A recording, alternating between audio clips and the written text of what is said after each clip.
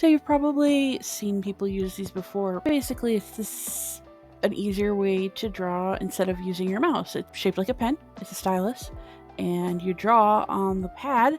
Obviously, nothing's showing up. It's all going to be on your screen. So this is the program I use called Clip Studio Paint.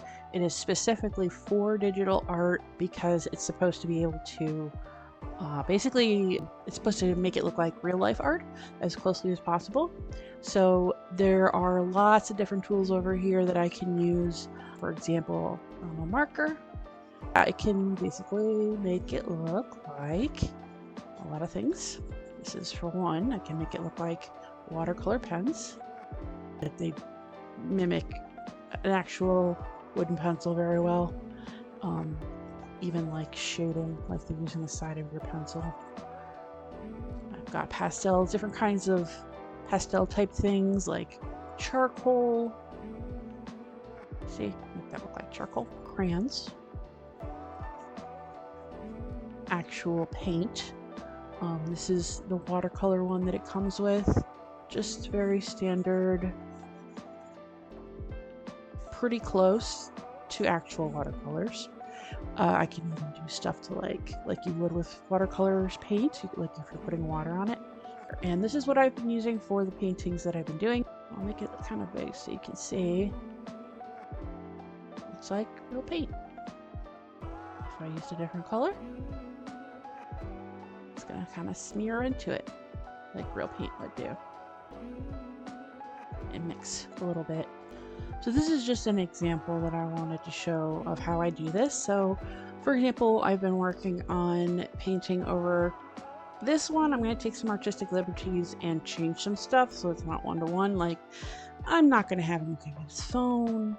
I'm probably going to do some recoloring here because the baby was in shadow and it doesn't exactly come out looking right.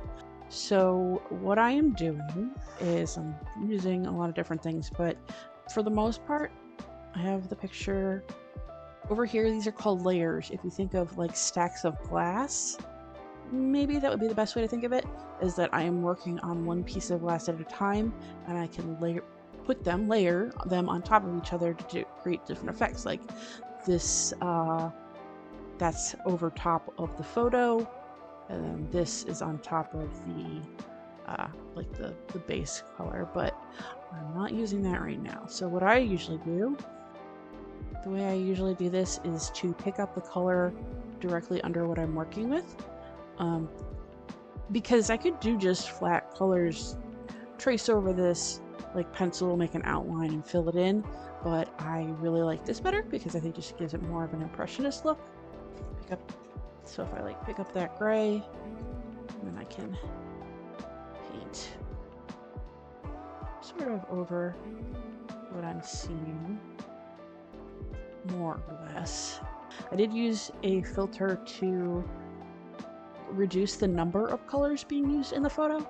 That just makes it easier on me because then I don't have to pick up a million different colors. So it's gonna sort of be like that. So everything I'm doing right now is not actually affecting the photo at all.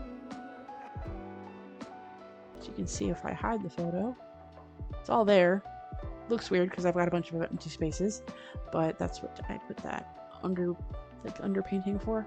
And then once I'm done, I can go in and try to, change colors on things and make it look a little less patchy, like I'm gonna do for the baby's face or Dad's face here. I'm still trying to decide if I want to keep his glasses in the picture, but I don't know yet.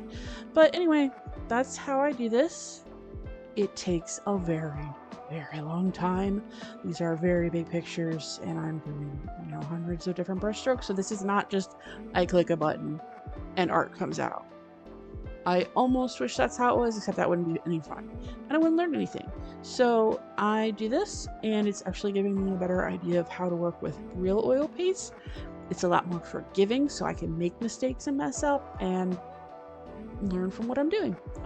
It's close enough for the most part that I can kind of apply different things that I'm learning here, and that's what makes it fun. I just enjoy doing this. So yeah, that's how I do that.